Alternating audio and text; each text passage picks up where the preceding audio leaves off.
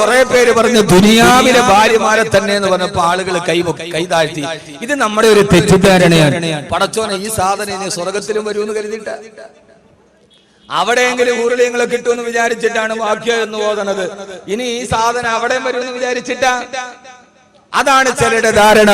കാരണം അവൾക്ക് ചില ദുസ്വഭാവമുണ്ട്, അവളെ എനിക്ക് ഇഷ്ടമല്ല, അവള് വല്ലാതെ സംസാരിക്കുന്ന ആളാണ്. പക്ഷെ ഒരു കാര്യം നിങ്ങൾ പഠിച്ചോളി, സ്വർഗത്തിലെത്തുമ്പോ ഒരു ഭാര്യക്ക്, നമ്മുടെ ഇപ്പോഴത്തെ ഭാര്യക്ക് നമുക്ക് ഇഷ്ടപ്പെടാത്ത എന്തെങ്കിലും സ്വഭാവമുണ്ടെങ്കിൽ അതൊക്കെ മാറ്റിയിട്ടാണ് അല്ലാഹു സുബ്ഹാനഹു വ തആല സ്വർഗത്തിൽ തരിക. അല്ലാഹു പറയുകയാണ്, വനസൈനാ മാ ഫീ സുദൂരിഹിം മിൻ ഗില്ലിൻ ഇഖ്വാനാ അലാ സുറുരിൻ മുതഖാബിലീൻ. അല്ലാഹു നമ്മളോട് പറഞ്ഞു തന്നത്, വനസൈനാ മാ ഫീ സുദൂരിഹിം മിൻ ഗില്ലിൻ ഇഖ്വാനാ, ഒരാളുടെ ഹൃദയത്തിന്റെ ഉള്ളിലുള്ള എല്ലാ ദുസ്വഭാവങ്ങളും മാറ്റിയിട്ടാണ് ഞാൻ അവരെ സ്വർഗത്തിൽ പ്രവേശിപ്പിക്കുന്നതെന്ന് അല്ലാഹുവിന്റെ വിശുദ്ധ ഖുർആൻ. നമുക്ക് ഇഷ്ടപ്പെടാത്തൊരു സ്വഭാവം ഭാര്യയ്ക്കുണ്ടെങ്കിൽ, നമുക്ക് ഇഷ്ടപ്പെടാത്തൊരു സ്വഭാവം ഭർത്താവിനുണ്ടെങ്കിൽ, ആ രണ്ട് സ്വഭാവങ്ങളും മാറ്റിയിട്ടാണ് അല്ലാഹു സുബ്ഹാനഹു വ തആല സ്വർഗത്തിൽ അവരെ പ്രവേശിപ്പിക്കുക. അല്ലാഹുവേ, അല്ലാഹുവേ, ഞങ്ങൾക്ക് ആ സ്വർഗപ്രവേശനം നീ നൽകി അനുഗ്രഹിക്കണേ അല്ലാ. അല്ലാഹുവേ, സ്വീകരിക്കണേ അല്ലാ. അതൊക്കെ മാറ്റി നാളെ സ്വർഗത്തിൽ അല്ലാഹു നമ്മളെ കുടുംബത്തെ ഇതേ കുടുംബമായി അല്ലാഹു നാളെ സ്വർഗത്തിൽ ഒരുമിച്ച് കൂട്ടും. അല്ലാഹു തൗഫീഖ് നൽകി അനുഗ്രഹിക്കുമാറാകും. ആമീൻ പറ. അല്ലാഹു തൗഫീഖ് നൽകട്ടെ. ഇനി ആഗ്രഹമുള്ളവരൊന്നുകൂടി കൈവക്കി നോക്ക്. അങ്ങനെ തന്നെ സ്വർഗത്തിൽ എത്തണം കുടുംബമായി എന്നെത്തണം. കല്യാണം കഴിക്കാത്തവരൊക്കെ താത്തിയിട്, എല്ലാരും പൊക്കി. കാരണം എന്താണെന്നറിയാവോ, അവസാനം നടക്കണ ദുആയിൽ 10 രൂപ ബക്കറ്റ് ഇട്ട് അത് നടക്കുമെന്ന് വിചാരിച്ചിട്ടാണ് ഈ സാധുക്കൾ ഇരിക്കുന്നത്. ഇതിന് ജീവിതത്തിൽ അടിസ്ഥാനപരമായി നമ്മൾ പാലിക്കേണ്ട ഒരു തത്വമുണ്ട്. ഭാര്യയും മക്കളുമായി ജീവിക്കുമ്പോ, മാതാപിതാക്കളുമായി ജീവിക്കുമ്പോ ആ സമയത്തൊക്കെ നമ്മൾ പാലിക്കേണ്ട ഒരു അടിസ്ഥാന തത്വം ഒന്ന്, അത് ഖുർആൻ വളരെ വ്യക്തമായി, ഞാൻ ഈ പറയുന്നതൊന്നും ഗൂഗിളിൽ നിന്ന് സെർച്ച് ചെയ്തെടുത്തതല്ല, അള്ളാഹുവിന്റെ വിശുദ്ധ ഖുർആൻ പറയുന്നു, നാളെ മലക്കുകൾ വന്നിട്ട് അവരോട് പറയും സലാമുൻ അലൈക്കും. ഭാര്യയും മാതാപിതാക്കളും മക്കളുമൊക്കെ സ്വർഗത്തിൽ ഇങ്ങനെ ഒന്നിച്ചിരിക്കുമ്പോ ആ സമയത്ത് അള്ളാഹുവിന്റെ മലക്കുകൾ പറയും, അത്ര സലാമുൻ അലൈക്കും ബിമാ സബർതും, പറയുമത്രേ ആ സ്വർഗത്തിന്റെ മണി അങ്ങനെ ഇരിക്കുമ്പോ അല്ലാഹു നിങ്ങൾക്ക് സമാധാനം തരട്ടെ. കാരണം ബിമാ സബർതും, നിങ്ങളുടെ ജീവിതത്തിൽ നിങ്ങൾ വല്ലാതെ ക്ഷമിച്ചിരുന്നവരല്ലയോ. ആദരവായ പ്രവാചകൻ നബി മുഹമ്മദ് മുസ്തഫ സല്ലല്ലാഹു അലൈഹി വസല്ലമ സഹാബത്തിന് ഓതിക്കൊടുക്കുകയാണ്, നാളെ സ്വർഗത്തിലെ കുടുംബം സ്വർഗത്തിൽ ഒരുമിച്ച് കൂടുമ്പോ ആ സമയത്ത് മലക്കുകൾ വന്നിട്ട് അവരോട് സലാം പറയുമ്പോ ആ കുടുംബത്തോട് പറയും, നിങ്ങളെ അല്ലാഹു സ്വർഗത്തിൽ ഒരുമിച്ച് കൂട്ടിയല്ലോ. ആ കൂട്ടിയതിന്റെ ഒരേ ഒരു കാരണം എന്നെ ശ്രദ്ധിക്കുന്നുള്ളൂ, ബിമാ സബർതും.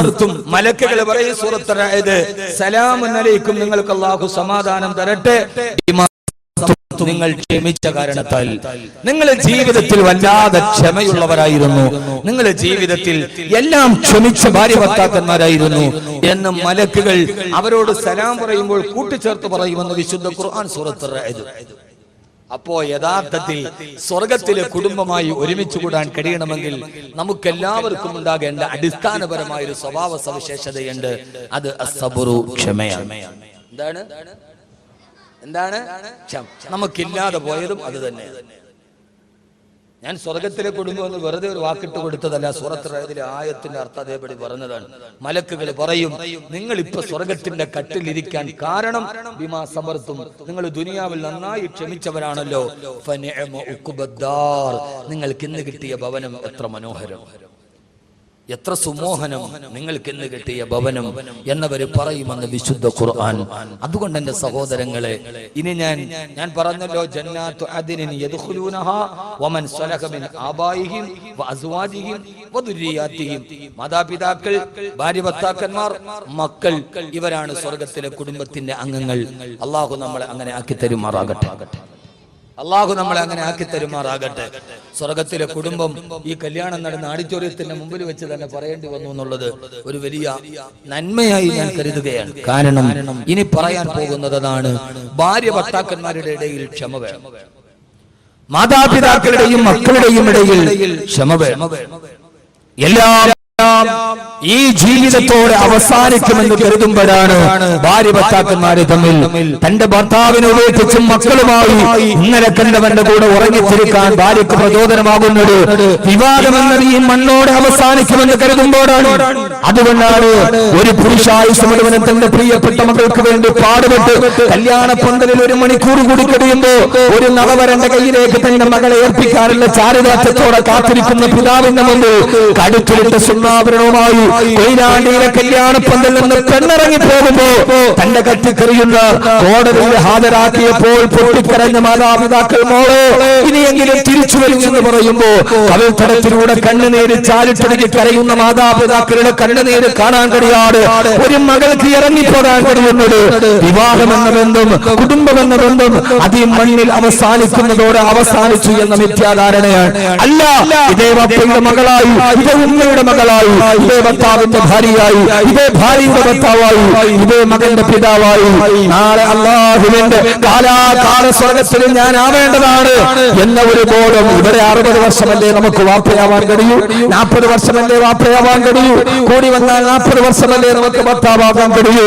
ഖാലിദീന ഫീഹാ അബദാ, ഖാലിദീന ഫീഹാ അബദാ, ഒരിക്കലും അവസാനിക്കാത്ത അല്ലാഹുവിന്റെ സ്വർഗ ജീവിതത്തിൽ അവിടെയാണ് ഞാൻ യഥാർത്ഥ ഭർത്താവായി ജീവിക്കേണ്ടെന്നുള്ള ബോധമുണ്ടാകുമ്പോ ആ ബോധം നമ്മോട് പഠിപ്പിച്ചിരുന്ന ഭാര്യ ഭർത്താക്കന്മാരായിരുന്നു ആദരവായ പ്രവാചകൻ നബി മുഹമ്മദ് മുസ്തഫ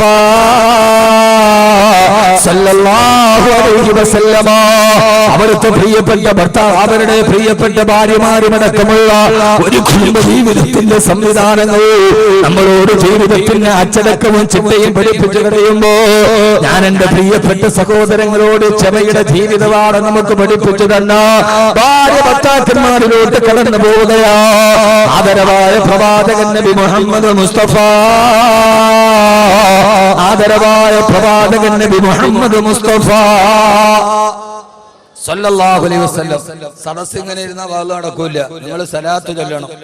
ആകെ ഒരു സദസ്സിൽ ചെല്ലേണ്ട പ്രധാനപ്പെട്ട കാര്യം ആമീൻ എന്ന് പറയുന്ന 6 അക്ഷരവാ. അത് പറയാൻ പോലും പറ്റാത്ത രീതിയിൽ നിർവികാരത നമ്മളെ പിടികൂടുമ്പോ പിന്നെ നമ്മൾ എന്താ ചെയ്യുക? നമുക്കിപ്പോ വാളിന്റെ സദസ്സൊക്കെ വന്ന് ആമീൻ എന്ന് പറയുന്ന 6 അക്ഷരം പറഞ്ഞാൽ മതി. നമ്മൾ അതിന് പോലും കഴിയാത്ത രീതിയിൽ നമ്മൾ വേറൊരു ലോകത്തായി പോയി അല്ലേ? നിങ്ങളുടെ ജോലി എന്താ? സലാത്ത് പറയുക, ആമീൻ പറയുക 2 മണിക്കൂറിന്റെ ഇടയിൽ. എന്റെ ജോലി 2 മണിക്കൂർ ഒരാൾ നിർത്താതെ പ്രസംഗിച്ചാൽ 2 ലക്ഷം അക്ഷരം വെളിയിൽ പറയുന്നതാണ്. 2 ലക്ഷം അക്ഷരം ഞാൻ പറയണുണ്ട്. അതിന്റെ ഇടയിലാണ് നിങ്ങൾക്ക് 14 അക്ഷരം പറയാൻ സമയമില്ലാത്തത്. പിന്നെന്തിനാ വാത് പറയാ? പിന്നെന്താ വാത് പറയാ? ആമീൻ പറയാം. ഇപ്പൊ വാതിന് വന്നിട്ട് പുറകെ ഇരുന്നിട്ട് കുട്ടികൾ മിനി മിൽട്ടി കളിയാ ജോലി. മരണ വീട്ടി ആർക്കും അനക്കമില്ല, മിനി മിൽട്ടി. മയ്യത്ത് കിടക്കുന്ന മയ്യത്തിന്റെ ചുറ്റുഭാഗത്ത് 4 പേര് ഹോട്ട്സ്പോട്ട് വെച്ച് മയ്യത്ത് വീട്ടില് ഇതാണ് സാധനം. ഇതൊരു വല്ലാത്ത ദജ്ജാലാണ്. എനിക്ക് തോന്നാറുണ്ട് യഥാർത്ഥത്തിൽ ദജ്ജാൽ ഇതാണ്. കാരണം പള്ളിയിൽ ഇതിന് നമ്മൾ അഡിക്റ്റ് ആയി പോയി. പെണ്ണിന് പോലും നമ്മൾ ഇത്ര അഡിക്റ്റ് ആയി പോയി. കാരണം പെണ്ണില്ലാതെ 5 മിനിറ്റ് നമുക്ക് ജീവിക്കാൻ പറ്റൂല. പെണ്ണില്ലാതെ ഒരു 5 മിനിറ്റ് നമുക്ക് ജീവിക്കാൻ പറ്റും. അതിന്റെ ശാസ്ത്രം ഞാൻ പറഞ്ഞു തരണം നിങ്ങളോട്. പെണ്ണിലെതുള്ള 24 hours പെട്രോൾ പമ്പ് മാറിയ പെണ്ണില്ലാതെ ഒരു 5 മിനിറ്റ് നമുക്ക് മാറിക്കാൻ പറ്റൂല്ലോ. ഈ സാധനം പോക്കറ്റ് ഉണ്ടായാൽ കടുവാപ്പള്ളിയിൽ പള്ളിയിലോട്ട് കയറാൻ പോകുന്ന നേരത്തെ എഴുതി വെച്ചിട്ടുണ്ട്, മൊബൈൽ ഫോൺ സ്വിച്ച് ഓഫ് ആക്കുക. നമ്മൾ സ്വിച്ച് ഓഫ് ആക്കുന്ന എത്ര പേരുണ്ട്? നമ്മൾ അപ്പം ഒരു വൈബ്രേറ്റ് മോഡി ഇടും. വൈബ്രേറ്റ് മോഡി ഇട്ടിട്ട് പോക്കറ്റ് ഇട്ടിട്ട് നമ്മൾ നേരെ ഉസല്ലി ഫർദൽ ളുഹരി എന്ന് പറഞ്ഞ് അങ്ങോട്ട് കൈ കിട്ടും. അല്ലാഹു അക്ബർ, അൽഹംദുലില്ലാഹ്, ഇയ്യാക നഅ്ബുദു വഇയ്യാക നസ്തഈൻ, നീ മാത്രമാണ് സഹായം എന്ന് പറയുമ്പോഴാണ് ഇതിനകത്ത് കോള് വരിക. അപ്പൊ വൈബ്രേറ്റ് അടിക്കും. നമ്മൾ ചിന്തിക്കും, പഠിച്ചവൻ അവനാണ് വിളിച്ചത്, 10 മിനിറ്റ് വിളിക്കൂ എന്ന് പറഞ്ഞാൽ അവനായിരിക്കും അതോ വീട്ടിൽ നിന്ന് ഭാര്യയാണോ? അപ്പൊ തന്നെ അള്ളാടെ ചിന്ത ഈ വൈബ്രേറ്റ് മോഡ് കൊണ്ട് അള്ളാ എന്നുള്ള ചിന്ത അപ്പൊ തന്നെ അടുത്തവരിലേക്ക് പോയിട്ടുണ്ടാവും. ഇതാണ് വൈബ്രേറ്റ് മോഡിന്റെ ഗുണം. അത് വൈബ്രേറ്റ് അടിക്കും. അവന്റെ നിസ്കാരം പോയി. ഇനി ചില മഹാന്മാരെന്ത് ചെയ്തറിയോ? അത് വൈബ്രേറ്റ് മോഡിലാക്കി നേരെ എടുത്തിട്ട് സുജൂദിൽ നോക്കണ സ്ഥാനത്ത് കൊണ്ട് അങ്ങോട്ട് ഇടും. അതിന്റെ ഒരു ഡിസ്പ്ലേ എന്ന് പറഞ്ഞാൽ നിസ്കരിക്കുന്ന ഒരു മുസല്ലയുടെ എത്രയുണ്ട്? ഞാൻ ഇത് കൂടുതൽ ഉപയോഗിക്കാറില്ല. ഞാൻ ഇത് കയ്യിലുണ്ടെങ്കിലും അത്യാവശ്യം മാത്രമേ ഞാൻ ഇത് ഉപയോഗിക്കാറുള്ളൂ. അതുകൊണ്ട് ഷെഫീഖ് കാസിം അടക്കം പറയും ആള് വലിയ അഹങ്കാരിയായി ഇപ്പൊ വിളിച്ചെടുക്കൂല, എടുക്കാറില്ല. അതെ, ഇന്നലെ 2 പ്രാവശ്യം വിളിച്ചു എന്നോട് പറഞ്ഞു, ഞാൻ എടുക്കാറില്ല. ഞാൻ അത്യാവശ്യം ഈ സാധനം അത്യാവശ്യം ഒരു കോൾ വന്നാൽ എടുക്കും. വാട്സപ്പും ഫേസ്ബുക്കും ഒക്കെ നോക്കാറുണ്ട് പ്രസംഗത്തിന് മുമ്പ്, എന്നാലും വാട്സപ്പിൽ റിപ്ലൈ ചെയ്യൂല, ഫേസ്ബുക്കിൽ കമന്റ് റിപ്ലൈ ചെയ്യൂല, ഒന്നും ചെയ്യൂല. നോക്കും ഞാനല്ല, ഒന്നും റിപ്ലൈ ഇല്ല. കാരണം ഇതിന് അഡിക്റ്റ് ആയാൽ പോയി, പിന്നെ വാത് വന്നാവും, പിന്നെ സമയം ഉണ്ടാവില്ല. പിന്നെ ഇതിന് അഡിക്റ്റ് ആയി പോയ ഒരു ഖത്തീബ്, ഇതിന് അഡിക്റ്റ് ആയ ഖുത്ബയുടെ 2 ഖുത്ബയുടെ ഇടുത്തത്തിന്റെ ഇടയിലും പോക്കലിൽ നിന്നെടുത്ത് നോക്കിയിട്ട് 2ാമത്തെ ഖുത്ബ ഓതാൻ പറ്റും. കാരണം ആ രീതിയിൽ ഇത് അഡിക്റ്റ് ആക്കി കളയും. ചില ആളുകൾ ഇത് കൊണ്ടുപോയി നിസ്കരിക്കണതിന് മുമ്പിൽ കൊണ്ടുപോയിടും. 1ാമത്തെ റക്അത്ത് റുക്കൂയിൽ പോയി നിൽക്കുമ്പോൾ കോള് വരും. അപ്പൊ ഇതിന്റെ ഡിസ്പ്ലേ ഓൺ ആവും. ഒന്നും അല്ലെങ്കിൽ ആ ഡിസ്പ്ലേയിൽ ഭാര്യയുടെ ഫോട്ടോയെങ്കിലും, അവനാന്റെ ഭാര്യയുടെ ഇല്ലെങ്കിൽ വേറൊരുത്തന്റെ ഭാര്യയുടെ ഫോട്ടോ എങ്കിലും അതിനകത്തുണ്ടാവും. ഇല്ലെങ്കിൽ ഒരു സീരിയൽ നടിയുടെ എങ്കിലും അതിനകത്തൊരു ബറക്കത്തിന് വേണ്ടിണ്ടാവും. ഈ സുക്കൂയി കിടക്കുന്ന അവനും നോക്കും, ഇപ്പുറത്ത് നിൽക്കുന്നവന് നോക്കും, അപ്പുറത്ത് നിൽക്കണവന് നോക്കും. ഈ 3 പേരെ നിസ്കാരം ഏതായാലും ഈ ഒരൊറ്റ സാധനം കൊണ്ട് വസാദായിട്ടുണ്ട്. ഇന്നിപ്പോ നമ്മുടെ പള്ളിയിലൊക്കെ കാണുന്ന ഒരു പ്രധാനപ്പെട്ട, യഥാർത്ഥത്തിൽ അതിന്റെ അർത്ഥം എന്താ?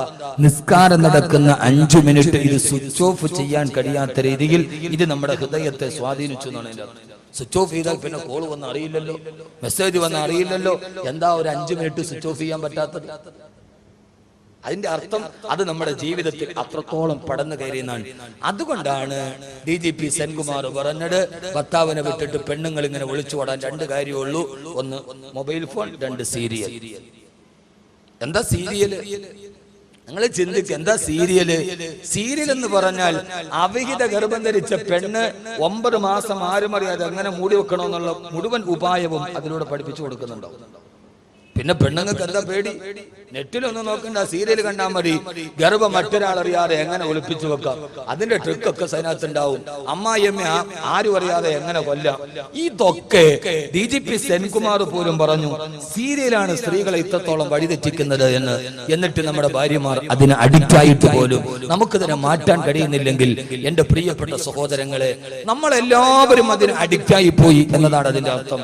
കാസർഗോഡ് കല്യാൺ സിൽക്സ് ഉദ്ഘാടനം ചെയ്യാൻ വേണ്ടി വന്ന പൃഥ്വിരാജിന്റെ കൂടെ പർദ്ദയിട്ട പെണ്ണുങ്ങൾ സെൽഫി എടുത്തു. സെൽഫി എടുത്തപ്പോ അതിനെതിരെ മുഴുവൻ പ്രഭാഷകരും പ്രസംഗിച്ചു. കമാ നിറച്ചത് ഞാൻ പ്രസംഗിച്ചില്ല. എന്തുകൊണ്ടെന്നറിയാവോ?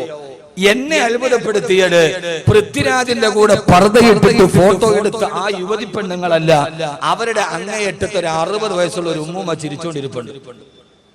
ഒരു 60 വയസ്സുള്ള ഒരു ഉമ്മ ഇല്ലേ?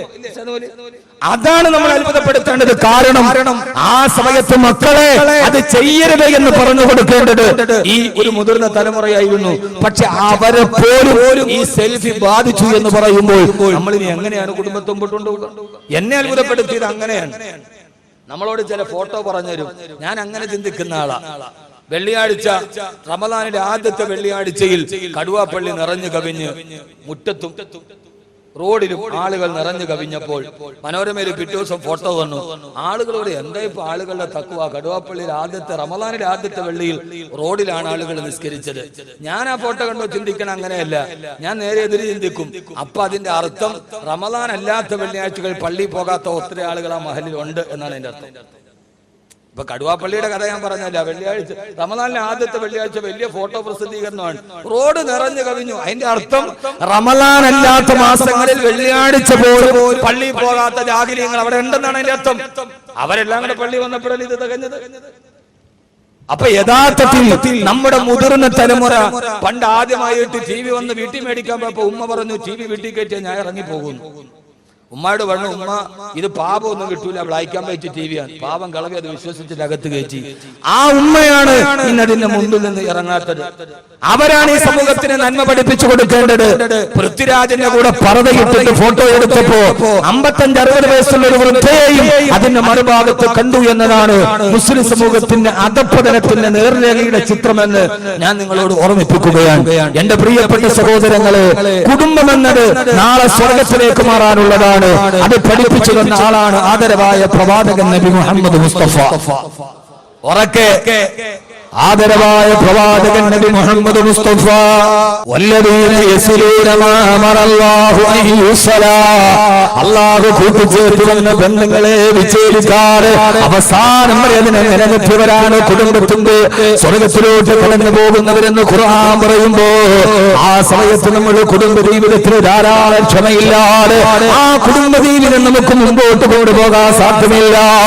അതുകൊണ്ടാണല്ലോ ക്ഷമ എന്തെന്ന ലോകത്തോട് പഠിപ്പിച്ചു കൊടുത്ത ആദരവായ പ്രവാചകൻ നബി മുഹമ്മദ് മുസ്തഫ സല്ലല്ലാഹു അലൈഹി വസല്ലമ ഒരു ദിവസം ധൃതിയോടെ മസ്ജിദ് നബവിയിൽ നിന്ന് പ്രിയപ്പെട്ട വീട്ടിലോട്ട് കടന്നു പോകുമ്പോ അല്ലാഹുവിന്റെ റസൂലിന്റെ തിരക്ക് നമുക്കറിയാമല്ലോ. ഹബീബായ റസൂലുള്ളാഹി സല്ലല്ലാഹു അലൈഹി വസല്ലമ ഒരു നോക്ക് കാണാൻ ആയിരക്കണക്കിന് ആളുകൾ ഒരു നോക്ക് കാണാൻ കാത്തു നിൽക്കുമ്പോ ആ തിരക്കിന്റെ ഇടയിലൂടെ തന്റെ വീട്ടിലോട്ട് കടന്നു പോകുമ്പോ അവിടുത്തെ പ്രിയപ്പെട്ട ഭാര്യ ആയിഷ റളിയല്ലാഹു തആല മുമ്പിൽ നിൽക്കുകയാ.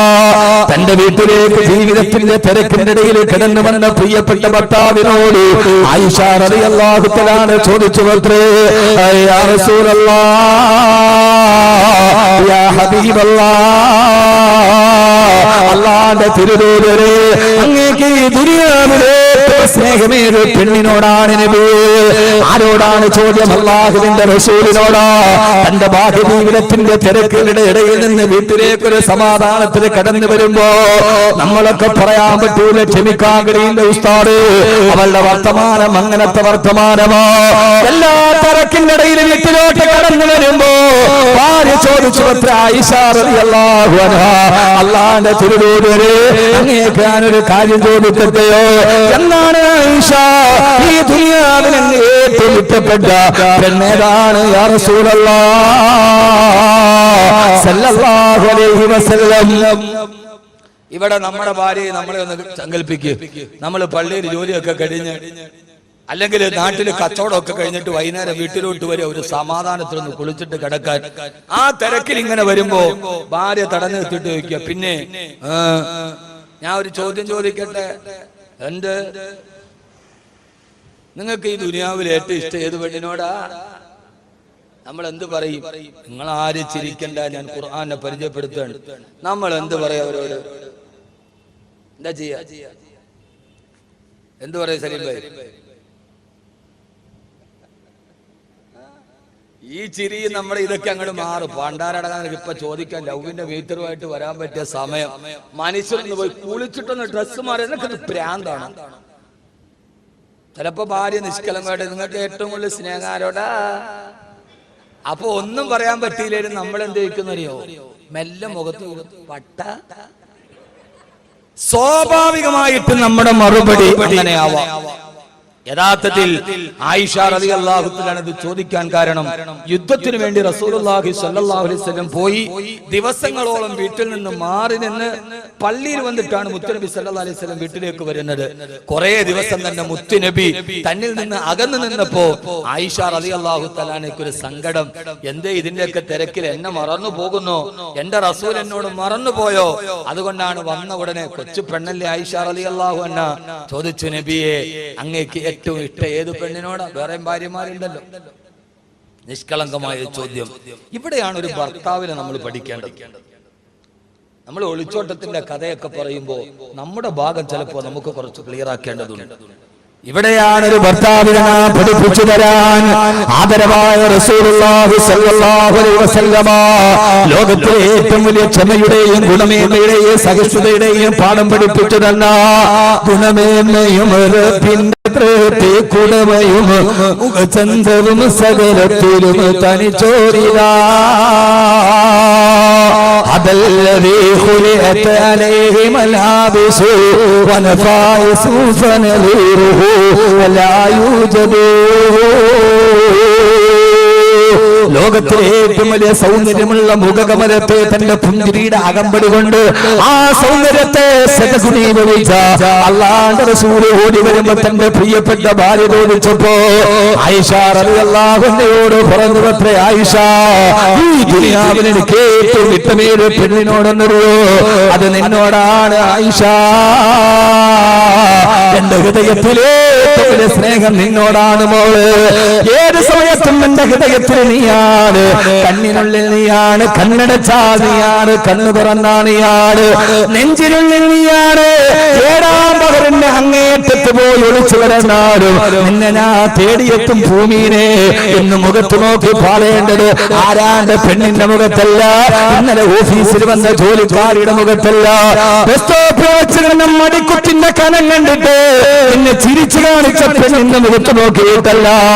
നിനക്ക് വേണ്ടി വീട്ടിൽ കാത്തിരിക്കുന്ന വൈകുന്നേരം വരെ നിനക്ക് വേണ്ടി ഭക്ഷണം വിളമ്പി കാത്തിരിക്കുന്ന നിന്നെ മക്കളെ പ്രസവിപ്പിച്ചു തന്ന, നിന്റെ വസ്ത്രം അലക്കി തേച്ചു തന്ന, നീ വരുന്നതും കാത്തു ഉമ്മറപ്പടിയിൽ കണ്ണെത്താ ദൂരത്ത് കണ്ണും നട്ട പോലെ കാത്തിരിക്കുന്ന നിന്റെ പ്രിയപ്പെട്ട പെണ്ണില്ലയോ? അടുക്കളയിൽ ഏറ്റവും അവസാനം ഉറങ്ങുന്ന, രാവിലെ നേരത്തെ എഴുന്നേൽക്കുന്ന, നമ്മുടെ വീടിന്റെ കരിപ്പുകയുടെ ഏറ്റവും കുറച്ച് ഉറങ്ങുന്ന നിന്നെ കാത്തിരിക്കുന്ന നിന്റെ ഭാര്യയില്ലേ? ആ ഭാര്യയുടെ മുഖത്ത് നോക്കിയിട്ടാണ് പാടേണ്ടത്. നെഞ്ചിനുള്ളിൽ നീയാണ്, കണ്ണടച്ചാൽ നീയാണ്, കണ്ണു തുറന്ന നീയാണെന്ന് അനുരാഗത്തിന്റെ ആന്തോളനങ്ങളുടെ അതുല്യ തൂവൽ സ്പർശത്തെ സ്വന്തം ഭാര്യയുടെ മുഖത്ത് നോക്കി പറയാൻ കഴിയുന്നവന് അവനാണ് ഏദൻ തോട്ടത്തിലെ ഭർത്താവെന്ന് പഠിപ്പിച്ചു കൊടുക്കാൻ ഹബീബായ നബി സല്ലല്ലാഹു അലൈഹി വസല്ലമ പറഞ്ഞുവത്രേ, ആയിഷ അത് നിന്നോടാണ് ആയിഷ റളിയല്ലാഹു അൻഹാ. ചോദ്യം അവസാനിച്ചില്ല മുഅ്മിനീങ്ങളെ, ചോദ്യം അവസാനിച്ചില്ല. ആയിഷ റളിയല്ലാഹു തആല അൻഹാ രണ്ടാമത് ചോദിച്ചു, യാ റസൂലല്ലാഹ്, അങ്ങയുടെ കൂടെയുള്ള പുരുഷന്മാര് അങ്ങേ ഏറ്റവും സ്നേഹമാരോടാണ് നബിയേ? സ്ത്രീകളിൽ എന്നോടാണ്, പുരുഷന്മാരിൽ ആരോടാണ് നബിയേ? എന്റെ പ്രിയപ്പെട്ട ഭാര്യയുടെ ചോദ്യത്തിന്റെ മർമ്മമറിഞ്ഞ പ്രവാചകൻ സല്ലല്ലാഹു അലൈഹി വസല്ലമ ആയിഷ ബീവിയുടെ കുസൃതി ചോദ്യത്തിന്റെ ഉത്തരം മനസ്സിലാക്കി അല്ലാഹുവിന്റെ റസൂൽ സല്ലല്ലാഹു അലൈഹി വസല്ലം പറഞ്ഞുവത്രേ, ആയിഷ അബൂക്കി അത് നിന്റെ വാപ്പയോടാണ് മോള്, അബൂക്കി നിന്റെ വാപ്പയോടാണ് മോള്. ഇമാം ബൈഹഖി അടക്കമുള്ള, ഇമാം നസായി അടക്കമുള്ള ഹദീസ് ഗ്രന്ഥങ്ങളിൽ റിവായത്ത് ചെയ്യപ്പെട്ട ഹദീസാണിത്. ഇത് അഹ്മദ് കബീർ പച്ച കിതാബ് നോക്കിയിട്ട് പറയുന്നതല്ല. അബൂബക്കറിന്റെ വാപ്പയോടാണ് മോള്. എനിക്ക് ഏറ്റവും ഇഷ്ടം അതെന്റെ അബൂബക്കർ, അതെന്റെ പ്രിയപ്പെട്ട അബൂബക്കർ റളിയല്ലാഹു തആല അൻഹു. ആയിഷ എന്ന എന്റെ പ്രിയപ്പെട്ട പ്രേമബാധനത്ത് എന്റെ കൈവെള്ളയിൽ വെച്ചെന്ന എന്റെ ഭാര്യ പിതാവിനോടാണ് എനിക്ക് ഏറ്റവും വലിയ സ്നേഹമെന്ന് പറഞ്ഞു കൊടുത്ത ഞാനടക്കമുള്ള പ്രിയപ്പെട്ട ഭർത്താക്കന്മാരോട് ഞാനൊന്ന് ചോദിക്കുകയാ, നമ്മൾ കല്യാണം നടക്കുമ്പോ നമ്മുടെ ജീവിതത്തിൽ അറിയാതെ വിസ്മരിച്ചു പോകുന്ന, ജീവിതത്തിൽ ഇന്നേവരെ നമ്മളൊരു പ്രാധാന്യം കൊടുക്കാത്ത, എന്നാൽ ജീവിതത്തിൽ പ്രാധാന്യം കൊടുക്കേണ്ട ഒരു കഥാപാത്രമുണ്ട്. അതാണ് നമ്മുടെ ഭാര്യാപിതാവ്, അതാണ് നമ്മുടെ അമ്മോശം കാക്ക. ഇതേവരെ നമ്മുടെ ജീവിതത്തിൽ ഭാഗതയത്വം കൊടുക്കാത്ത ഈ കടുവാപ്പള്ളി മുസ്ലിം ജമാഅത്തിന്റെ കീഴിൽ നടക്കുന്ന KTCC ഓഡിറ്റോറിയത്തിന്റെ മുമ്പിൽ വെച്ച് ഞാൻ പ്രസംഗിക്കുമ്പോ ഈ ഓഡിറ്റോറിയം ഒത്തിരി സന്തോഷം കണ്ടിട്ടുണ്ട്. കല്യാണത്തിന്റെ തലേ ദിവസത്തെ മൈലാഞ്ചി കല്യാണങ്ങൾ, കല്യാണ ദിവസത്തിന്റെ ദഫ്മുട്ടുകൾ, കല്യാണ ദിവസത്തിന്റെ കല്യാണ പാട്ടുകൾ, എത്രയേറെ സന്തോഷത്തിന്റെ മൈലാഞ്ചി പൂത്ത സ്ഥലമാണിത്, എത്രയേറെ കരിവിളകൾ പൊട്ടിച്ചിരിച്ച സ്ഥലമാണിത്. പക്ഷെ ഞാൻ പറയുകയാ, ഈ കടുവാപ്പള്ളിയിൽ ഏറ്റവും കൂടുതൽ കണ്ണുനീര് കണ്ടത് രണ്ട് സ്ഥലത്താ. ഒന്ന് കടുവാപ്പള്ളി മക്ബറയില് ഭാഗത്ത് നിന്ന് അസ്വസ്ഥബാധിതമായ മനസ്സുമായി തങ്ങളുടെ ജീവിതത്തിന്റെ പ്രയാസത്തിന് വേണ്ടി പൊട്ടിക്കരഞ്ഞ് ദുആ ചെയ്യുന്ന സിയാറത്തിന് വന്നവർ. രണ്ടാമത് കണ്ണുനീര് ഏറ്റവും കൂടുതൽ കണ്ടത് ഈ ഓഡിറ്റോറിയത്തിന്റെ അകത്തളത്തിലാ. കല്യാണം നടക്കുന്ന സമയത്ത് ഇതേവരെ നമ്മൾ കാണാത്തൊരു കാഴ്ചയുണ്ട്. ഏറെയോ എന്റെ പ്രിയപ്പെട്ട മകളെ നിക്കാഹ് ചെയ്യാ പുതിയാപ്ല വരുമ്പോ ആ പുതുമണവാളന്റെ മുമ്പിലേക്ക് മെല്ലെ മെല്ലെ വന്നിരുന്ന് അവന്റെ കൈവെള്ളയിലേക്ക് പ്രിയപ്പെട്ട ഇമാം ഷഫീഖ് ഖാസിമി വന്നു. പുതുമണവാളനും ഭാര്യാപിതാവും മുഖത്തോട് മുഖം നോക്കിയിരുന്നു. രണ്ടുപേരുടെയും കൈകളിലേക്ക് പിടിച്ചിട്ട് ഇമാം ഷഫീഖ് ഖാസിമി ആ പിതാവിന്റെ കൈവെള്ളയിലേക്ക് നവവരന്റെ കൈയെടുത്തിട്ട് നമ്മുടെ കൈയെടുത്ത് വെച്ചു കൊടുക്കുകയാ. എന്താണെന്നറിയോ? സമയത്ത് ഏറ്റവും വലിയ കണ്ണുനീരറിയാത്ത കണ്ണുനീരാളുടേടാ. ഈ വർക്കല ബീച്ചിൽ പോയാൽ കരയിലേക്ക് തല തന്നെ തിരിച്ചു പോകുന്ന അറബിക്കടലിന്റെ തിരമാലകളേക്കാൾ പ്രക്ഷുബ്ധമാണ് പിതാവിന്റെ മനസ്സ്.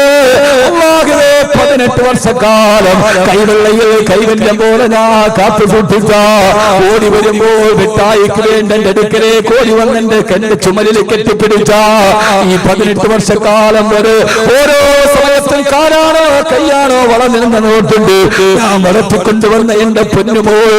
ആ പൊന്നുമോളെ ഇന്നലെ പരിചയപ്പെട്ടൊരു ചെറുപ്പക്കാരന്റെ കയ്യിലേക്ക് ഞാൻ വെച്ചു കൊടുക്കുകയാ. ആ സമയത്ത് ആ ഭാര്യാപിതാവിന്റെ ഹൃദയത്തിന്റെ കണ്ണുനീര് കാണാൻ അയാളുടെ ഹൃദയം തിരമാല പോലെ ഇരമ്പുകയാണ്. അവൾക്കിനി ഒരു നല്ല ജീവിതം കിട്ടുമോ? എന്റെ പൊന്നുമോള് കണ്ണുനീര് വരുമോ? എന്റെ പൊന്നുമോള് പോകുന്ന വീട്ട് ഇതേവരെ 18 വർഷം ഞാനും ഭാര്യയും അവളുടെ സഹോദരങ്ങളും കൊടുത്ത ഒരു സ്നേഹം അവൾക്ക് കിട്ടുമോ? അതല്ല, എന്റെ പൊന്നുമോള് ജീവിതത്തിൽ എനിക്കറിയാൻ വിധിക്കപ്പെട്ടവളാണോ? ആ സമയത്തിന്റെ പ്രിയപ്പെട്ട ചെറുപ്പക്കാരാ പറഞ്ഞത് തന്നെ പഴകി പറയാനല്ല, ഞാൻ നിങ്ങളും അറിയേണ്ട ഒരു കാഴ്ചയുണ്ട്. ആ സമയത്ത് പ്രിയപ്പെട്ട ഷഫീഖ് ഖാസിമി നമ്മുടെ കൈ പിടിച്ചിട്ട് പറഞ്ഞു കൊടുക്കും. നമ്മുടെ ഭാര്യാപിതാവ് പറയുന്നൊരു വാക്കുണ്ട്, ആ പറയുന്നത് നമ്മൾ ഏറ്റു പറയാറുമുണ്ട്. എന്താ പറയുന്നതെന്നറിയോ? വിവാഹം നടക്കുന്ന സമയത്ത് നമ്മുടെ പ്രിയപ്പെട്ട ഭാര്യ നമ്മുടെ കയ്യിലേക്ക് ഭാര്യാപിതാവ് വെച്ചു വരുമ്പോ അദ്ദേഹം പറഞ്ഞൊരു വാക്കിന്റെ അർത്ഥം നമ്മൾ നന്നായിട്ട് അറിഞ്ഞിരുന്നെങ്കിൽ ഒരു ഭർത്താവും ഒരു ഭാര്യയെ കണ്ണുനീര് കുടിപ്പിക്കില്ല, അവളോട് അവിഹിതമായി പെരുമാറില്ല. ആ സമയത്ത് ആ ഭാര്യാപിതാവ് പറയുന്നതെന്താ?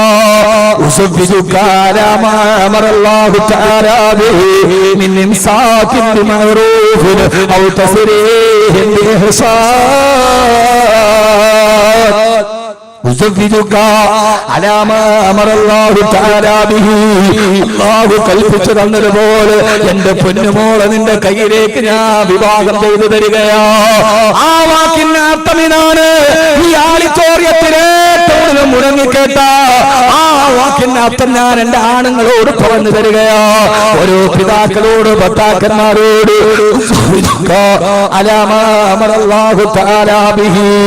എന്റെ അല്ലാഹു കൽപ്പിച്ചതുപോലെ എന്റെ പൊന്നുമോളെ നിനക്ക് ഞാൻ വിവാഹം ചെയ്തു തരികയാ.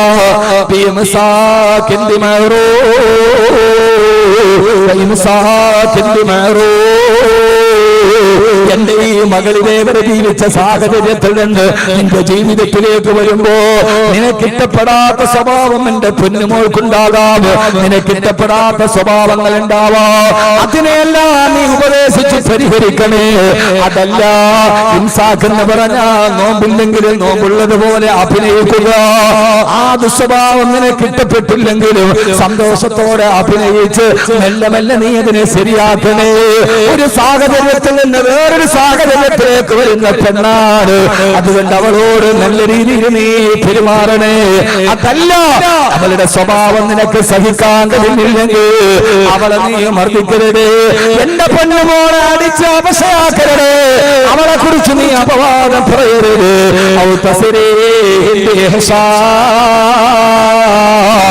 ഞാൻ ഈ ഏൽപ്പിച്ചതുപോലെ ഒരു പോരേൽപ്പിക്കാതെ അവളെ നീ എനിക്ക് തിരിച്ചു തന്നേക്കണേ. അവളെ നീ എനിക്ക് തിരിച്ചു തന്നേക്കണേ. നീ തിരിച്ചു തന്നാൽ അവൾ എന്റെ ജീവിതത്തിൽ ഒരു അധിക ബാധ്യതയാവില്ല, അവൾ എന്റെ ജീവിതത്തിൽ ഒരു ബാധ്യതയാവില്ല. അവളെ നീ എനിക്ക് തിരിച്ചേൽപ്പിക്കണേ എന്ന് പറഞ്ഞിട്ടാണ് വിവാഹം നടക്കുന്നത്. ആ പറച്ചിലിനെ കുറിച്ച് ഖുർആൻ പറഞ്ഞത് ഇതൊരു കളിതമാശയല്ല.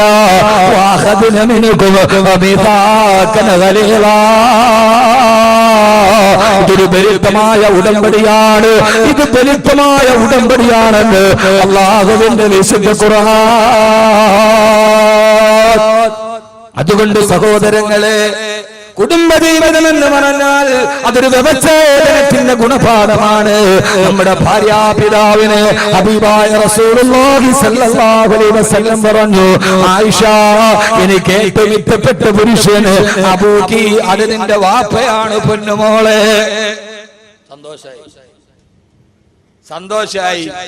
അബൂക്കി അത് നിന്റെ വാപ്പയാണ്. ഇതാണ് ജീവിതത്തിന്റെ പൊരുൾ. നമ്മൾക്ക് അവരോട് സഹവർത്തിക്കേണ്ട ചില ബാധ്യതകൾ. അബൂക്കി അത് നിന്റെ വാപ്പായോടാണ്. എന്റെ അമ്മോശങ്കാക്ക, ഭാര്യക്ക് എന്താ സന്തോഷം. ഇത് നമ്മൾ അമ്മോശങ്കാക്കായ കാണുമ്പോ അപ്പൊ നമ്മൾ പറയും, പടച്ചോനെ അതാവന്റെ തലയെ വെച്ച ദജ്ജാലാണോ വരണം. ആ ഒരു മനോഭാവമല്ല ആയിഷ റളിയല്ലാഹു തആല അൻഹ ഹബീബായ നബി മുഹമ്മദ് മുസ്തഫ സല്ലല്ലാഹു അലൈഹി വസല്ലമയുടെ ജീവിതത്തിലെ ഏറ്റവും പ്രധാനപ്പെട്ട പാഠമായി നമ്മളോട് പഠിപ്പിച്ചു തരികയാണ്. സ്വർഗ്ഗത്തിലെ കുടുംബമായി മാറണമെങ്കിൽ ഇങ്ങനെ ജീവിക്കാൻ കഴിയണം. ഒരു ദിവസം മഹദിയായ ആയിഷ സിദ്ദീഖ റളിയല്ലാഹു തആല അൻഹ ആദരവായ റസൂലുള്ളാഹി സ്വല്ലല്ലാഹു അലൈഹി വസല്ലമയോട് ചോദിച്ചു, നബിയേ, ഒരു ദിവസം അല്ലാഹുവിന്റെ റസൂൽ വീട്ടിലോട്ട് കയറി വന്നു. ആ സമയത്ത് അല്ലാഹുവിന്റെ റസൂലിനോട് ചോദിച്ചു, നബിയേ, നിങ്ങൾ ലോകത്തുള്ള എല്ലാവർക്കും ദുആ ചെയ്യാറുണ്ട്, ഈ ആയിഷാനെ വല്ലപ്പോഴും ഓർക്കാറുണ്ടോ നബിയേ? റസൂലുള്ളാഹി സ്വല്ലല്ലാഹു അലൈഹി വസല്ലമയുടെ ആയിഷ ബിയുടെ ചോദ്യം, നമ്മൾ ലോകത്തുള്ള എല്ലാവർക്കും വേണ്ടി ദുആ ചെയ്യാറുണ്ട്, നമ്മുടെ ഭാര്യയ്ക്ക് വേണ്ടി ദുആ ചെയ്ത് എത്ര പേരുണ്ടെന്ന്. ഇന്ന് നിസ്കാരം കഴിഞ്ഞ നിസ്കാരത്തിന് മുമ്പൊക്കെ നമ്മൾ ധാരാളം ദുആ ചെയ്തിട്ടുണ്ട്. അവനാന്റെ ഭാര്യയ്ക്ക് വേണ്ടി ദുആ ചെയ്ത് എത്ര പേരുണ്ട് കൂട്ടത്തിൽ? കൈവെക്കാൻ പറഞ്ഞ ഉള്ള മാനവും കൂടെ പൊക്കണ്ട, ബാക്കിയുള്ളവരൊക്കെ നോക്കിയിരിക്കുകയാണ്, അതുകൊണ്ട് പൊക്കണ്ട. അവനാന്റെ ഭാര്യയ്ക്ക് നോക്ക്, ആ ഒരു മനുഷ്യൻ അദ്ദേഹത്തിന്റെ മുടി നരച്ചു, താടി നരച്ചു, എന്നാലും ഭാര്യയ്ക്ക് വേണ്ടി അദ്ദേഹം ദുആ ചെയ്തിട്ട്. അവനവന്റെ ഭാര്യയ്ക്ക് വേണ്ടി ദുആ ചെയ്യുക. ഞാൻ ഈ വാളൊക്കെ പറഞ്ഞ അവസാനം ദുആ ചെയ്യുമ്പോൾ എന്റെ ഭാര്യയ്ക്ക് വേണ്ടി ദുആ ചെയ്യുമ്പോൾ ആളുകൾ ഉസ്താദിന്റെ ഭാര്യയ്ക്ക് വേണ്ടി മാത്രം ഭയങ്കര ദുആ. നമ്മളല്ലേ ചെയ്യേണ്ട, പിന്നെ വേറെ ആരും അവർക്ക് വേണ്ടി ചെയ്യാം. എന്റെ ഭാര്യയ്ക്ക് വേണ്ടി ഷഫീഖ് വലി ദുആ ചെയ്യും, ഷഫീഖ് വലിയുടെ ഭാര്യയ്ക്ക് വേണ്ടി എനിക്ക് ദുആ ചെയ്യാൻ പറ്റുമോ? ഇർഷാദ് വലിയുടെ ഭാര്യയ്ക്ക് വേണ്ടി ഞാനാണ് ദുആ ചെയ്യുക. അവനാന്റെ ഭാര്യമാർക്ക് വേണ്ടി അവനവൻ ദുആ ചെയ്യുക. ഇറങ്ങിപ്പോയി ഒരു നേരത്തെ അന്നം കാത്തുപോയ ഭർത്താവ് സന്തോഷത്തോടെ വീട്ടിൽ തിരിച്ചെത്താൻ മുസല്ലയിലിരുന്ന സ്വന്തം ഭാര്യ ദുആ ചെയ്യുക. അതിനേക്കാൾ വലിയൊരു കുടുംബ ജീവിതത്തിന്റെ കെമിസ്ട്രി വേറെയില്ല. ആ കെമിസ്ട്രി നമ്മൾ പഠിക്കണം. റസൂലുള്ളാഹി സ്വല്ലല്ലാഹു അലൈഹി വസല്ലമയോട് ആയിഷ റളിയല്ലാഹു തആല അൻഹ പറഞ്ഞു അത്രേ, നബിയേ, എനിക്ക് വേണ്ടി നിങ്ങൾ ദുആ ചെയ്യാറുണ്ടോ? ഒന്ന് ദുആ ചെയ്യ് നബി. ഹബീബായ നബി തങ്ങൾ ഒരു ദുആ ചെയ്തു. അതൊരു രസകരമായ ദുആയാണ്. മുത്ത് നബിയുടെ ജീവിതം ഒരു വല്ലാത്ത ജീവിതം, ഒരു രസകരമായ ദുആ ചെയ്തു. എന്താ ദുആ എന്നറിയോ നബിയേ? യാ റസൂലല്ലാഹ്, അങ്ങ് ദുആ ചെയ്തപ്പോൾ ആകാശത്തിൽ നിന്നും മഴ പോലും വർഷിപ്പിച്ചിട്ടുണ്ടല്ലോ നബിയേ. അങ്ങയെ കാട്ടി കുടിലിരിക്കുന്ന പാവപ്പെട്ട ആയിഷയ്ക്ക് വേണ്ടി അങ്ങ് ദുആ ചെയ്യുമോ യാ റസൂലല്ലാഹ്? ഇത് പറഞ്ഞു തരേണ്ട താമസം ഹബീബായ നബി സല്ലല്ലാഹു അലൈഹി വസല്ലമ ആകാശത്തേക്ക് കൈകളിയെത്തിയിട്ട് ദുആ ചെയ്തു, അല്ലാഹുവേ, അല്ലാഹുമ്മ ഗഫിർ ലി ആയിഷ മാ തഖദ്ദമതു വമാ തഅഖറതു വമാ അഅലൻതു വമാ അസ്ററതു. അല്ലാഹുവേ, എന്റെ പ്രിയപ്പെട്ട ആയിഷയ്ക്ക് നീ പുറത്തു കൊടുക്കണേ അല്ലാഹ്. മാ തഖദ്ദമതു, ഇതിനു മുമ്പും അവൾ എന്നോട് പല കാര്യങ്ങളും ചെയ്തിട്ടുണ്ട്. ഇനി അവളുടെ സ്വഭാവം വെച്ച് ഇനി അവൾ ഇതേപോലെ പലതും എന്നോട് ചെയ്യാനുമുണ്ട്. അവൾ ചെയ്തതും ഇനി എന്നോട് ചെയ്യാനുള്ളതും, അവൾ രഹസ്യമായി എന്നോട് ചെയ്തതും പരസ്യമായി ചെയ്തതെല്ലാം നീ പുറത്തു കൊടുക്കണേ അല്ലാഹ്. ഹബീബായ നബി തങ്ങളുടെ രസകരമായ ദുആയാണ്. പെണ്ണല്ലേ, ഇപ്പൊ ദുആ ചെയ്താലും അവളുടെ സ്വഭാവം വെച്ച് വീണ്ടും അവൾ പലതും എന്നോട് ചെയ്യാനിരിക്കുന്നുണ്ട്. ചെയ്തതും ചെയ്യാനിരിക്കുന്നതെല്ലാം എന്റെ പാവപ്പെട്ട ആയിഷയ്ക്ക് നീ പുറത്തു കൊടുക്കണേ അല്ലാഹ്. ഇത് കേട്ട ആയിഷ റളിയല്ലാഹു തആല ഈ ദുആ കേട്ട് പൊട്ടിച്ചിരിക്കാൻ തുടങ്ങി. ചിരിച്ച് ചിരിച്ച് ആയിഷ റളിയല്ലാഹു തആല അവിടെ ഇരുന്ന് കൊണ്ട് പൊട്ടിച്ചിരിക്കുകയാ. നമ്മളൊക്കെ പറയുമല്ല തലതല്ലി ചിരിക്കുന്നു എന്ന് നാടൻ ഭാഷ പോലെ ഇമാമിനെ തുറമുദി റളിയല്ലാഹു അൻഹു ഹദീസ് റിവായത്ത് ചെയ്യുന്നുണ്ട്. മഹാനായ അബൂ ഈസ തുറമുദി റളിയല്ലാഹു തആല രേഖപ്പെടുത്തുകയാ, തന്റെ പ്രിയപ്പെട്ട ഭർത്താവ് തനിക്ക് വേണ്ടി ചെയ്ത ദുആ കേട്ട് ആ ആയിഷ റളിയല്ലാഹു തആല ചിരിച്ച് ചിരിച്ച് അവസാനം തലതല്ലി തിരിച്ച് ഹത്താ സകതത് റഅസുഹാ ഫീ ഹുജ്റിൻ നബിയിൽ മുസ്തഫ സല്ലല്ലാഹു അലൈഹി വസല്ലമ. ആയിഷ റളിയല്ലാഹു തആലയുടെ തല പോയി ഹബീബായ നബിയുടെ മടിത്തട്ടിൽ ഇടിക്കുന്നത് വരെ ആ മടിയിലെ പോലെ ചിരിച്ച് ചിരിച്ച് ചിരിച്ച് തളർന്ന് തന്റെ തല അല്ലാഹുവിന്റെ റസൂലിന്റെ മടിയിൽ ചേർത്ത് വെച്ച് കിടന്നുപോയി. ആയിഷ റളിയല്ലാഹു തആലയുടെ ചിരി കണ്ടപ്പോ ഹബീബായ റസൂലുള്ളാഹി സ്വല്ലല്ലാഹു അലൈഹി വസല്ലം ചോദിച്ചു, ആയിഷ അയസ്റുകി ദുആരി, അയസ്റുകി ദുആരി, എന്റെ ദുആ നിന്നെ ഇത്രയേറെ സന്തോഷിപ്പിച്ചു ആയിഷ, ഇത്രയേറെ സന്തോഷം സന്തോഷിപ്പിച്ചു ആയിഷ. ഹബീബായ നബി തങ്ങളുടെ മടിത്തട്ടിൽ പോയി തലവെട്ടുന്നത് ഒരു ദുആ കേട്ട് പൊട്ടിച്ചിരിച്ച എന്റെ പ്രിയപ്പെട്ട സഹോദരങ്ങളെ, 8 മടം വീതിയും 10 മടം നീളമുള്ള ആകാശത്ത് മഴ പെയ്താൽ ഓലക്കീലുകളുടെ ഇടയിലൂടെ മഴത്തുള്ളികളെ തടം തള്ളിയാത്തൊടുക്കുന്ന ഒരു കൊച്ചുകൂരയിൽ പൊട്ടിച്ചിരിച്ച് ജീവിച്ചു പോയ എല്ലാ പ്രയാസങ്ങളും പ്രതിബന്ധങ്ങളും ഉണ്ടായിട്ടും ഞാൻ എന്റെ പ്രിയപ്പെട്ട സഹോദരങ്ങളോട് പറയാ, നമുക്ക് സമ്പത്ത് വേണ്ട, നമുക്ക് സൗന്ദര്യം വേണ്ട, കോൺക്രീറ്റ് സൗരത്തിന്റെ ശീതീകരിച്ച റൂമിൽ ഒരു കൊതുകിന് പോലും കിടന്നു വരാത്ത റൂമിൽ കിടന്നിറങ്ങണ്ട. പിന്നെയോ 8 മടം നീളമുള്ള ഒരു കൊച്ചു റൂമിൽ കിടക്കുമ്പോ ആ റൂമിനെ കുറിച്ചാണ്, അവിടെയാണ് ആയിഷ ബീവിയുടെ അടുക്കളയുള്ളത്. 8 മടം നീളവും 10 മടം വീതിയുമുള്ള ഭാര്യ ഭർത്താവ് താമസിച്ച റൂമിനെ കുറിച്ചാണ് ലോകാവസാനം വരെ വരുന്ന ഖുർആനിലെ സൂറത്തിന് പേര് നൽകിയത്. സൂറത്ത് ഹുജറാത്ത് എന്ന് പറഞ്ഞാൽ മുറികൾ എന്നാണ് അർത്ഥം. ഏത് മുറിയാണ് അത്? സുൽത്താൻ സലാഹുദ്ദീൻ കോക്കയുടെ റൂമല്ല.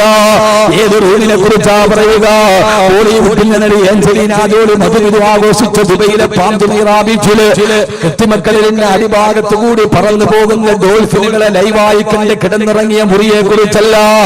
അറബിക്കടലിന്റെ നേരെ തിരിഞ്ഞു നിൽക്കുന്ന 1 മാസം 950 കോടി രൂപ വരുമാനമുള്ള 140 റൂമുകളും 2 ഹെലിപ്പാഡുകളും 4 മിനി തിയേറ്ററുകളും 2000 പരിചായകന്മാരും 4.5 ഏക്കർ പൂന്തോട്ടവും 4 ഏക്കറോളം നീണ്ടു നിൽക്കുന്ന സ്വിമ്മിംഗ് പൂളുകളുമുള്ള മുകേഷ് അംബാനിയുടെ അറ്റ്ലാന്റയെ കുറിച്ചല്ല.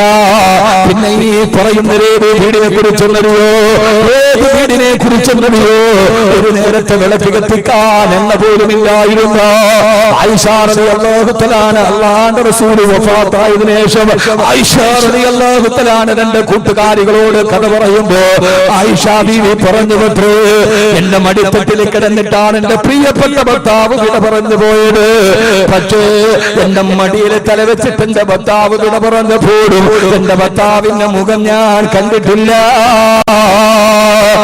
എന്റെ ഭർത്താവിന്റെ മുഖം കണ്ടിട്ടില്ല. കൂട്ടുകാരികളോട് ആയിഷ ബീവി എന്താ പറയാ? വഫാത്താകുന്നതിന് തൊട്ട് മുമ്പ് നിങ്ങളുടെ ഭർത്താവ് നിങ്ങളുടെ മടിയിൽ കിടക്കുമ്പോ റസൂലുള്ളാഹിയുടെ ഇടത്തെ കവിളിലേക്ക് നിങ്ങളുടെ വലത്തെ കൈ വെച്ചിട്ട് നിങ്ങളുടെ പള്ളയോട് ചേർത്ത് വെച്ചിട്ട് പല്ല് വരെ നിങ്ങൾ തേച്ചു കൊടുത്തതല്ലേ? ഒരു കൊച്ചുകുട്ടിയെ പോലെ ഭർത്താവിനെ ചേർത്ത് പിടിച്ച് പല്ല് തേച്ചു കൊടുത്തിട്ടല്ലേ വഫാത്തായത്? എന്നിട്ട് നിങ്ങൾ ഭർത്താവിന്റെ മുഖം കണ്ടില്ലെന്നോ? അതിശയോക്തി കലർത്തുന്ന ഈ വാക്ക് കേട്ടപ്പോ പൊട്ടിക്കരന്ന് കണ്ട ആയിഷ റളിയല്ലാഹു തആല പറഞ്ഞ വാക്ക് ഞാൻ എന്റെ പ്രിയപ്പെട്ട സഹോദരങ്ങളോട് പങ്കുവെക്കുകയാ. ആയിഷ റളിയല്ലാഹു തആല പറഞ്ഞു, അല്ലാഹുവിന്റെ റസൂൽ എന്റെ പ്രിയപ്പെട്ട ഭർത്താവിന്റെ മടിയിൽ കിടന്ന് വിട പറയുമ്പോ ആ സമയത്ത് നിങ്ങളുടെ വീട്ടിൽ വിളക്ക് കത്തിക്കാനുള്ള എണ്ണയുണ്ടായിരുന്നില്ല. വിളക്ക് കത്തിക്കാനുള്ള എണ്ണയില്ലാത്ത കാരണത്താൽ വീട്ടിൽ കൂരിട്ടായിരുന്നു. എന്റെ ഭർത്താവ് മരിക്കുന്ന സമയത്ത് പോലും എണ്ണ കത്തിക്കാനുള്ള വിളക്ക് കത്തിക്കാനുള്ള എണ്ണയില്ലാത്തതിനാൽ മരിക്കുന്ന സമയത്ത് എന്റെ ഭർത്താവിന്റെ മുഖം പോലും എനിക്ക് കാണാൻ കഴിഞ്ഞില്ലെന്ന് ഭാര്യയുടെ രേഖക്കുറിപ്പിൽ രേഖപ്പെടുത്തിയ ഒരു കുടുംബ ജീവിതത്തിന്റെ കഥയാണ് പറയുന്നത്. ഈ പട്ടിണിയുടെ ഇടയിൽ കിടക്കുമ്പോഴും ആയിഷ ബീവി പ്രവാചകൻ എന്ന ഭർത്താവിന്റെ മടിയിൽ തലവെച്ച് പൊട്ടിക്കരച്ചെങ്കിൽ ആയിഷ ബീവിക്കറിയാ പരിതാപങ്ങളും പരിമിതികളും പരിദേവനങ്ങളും പരിതാപനങ്ങളും പരിനിരങ്ങിക്കുമ്പോഴും പാരിലെ പരമസുഖമല്ല പരലോകത്തിന്റെ പരമാനന്ദമാണ് പരിഗണനീയമെന്ന് കരുതി പാതിരാത്രി പടച്ചറപ്പിനോട് പതിരെ പോലെ പൊട്ടിക്കരഞ്ഞു പോയ ബഹുമാനപ്പെട്ട സയ്യിദത്തുനാ ആയിഷ റളിയല്ലാഹു തആല അൻഹാ.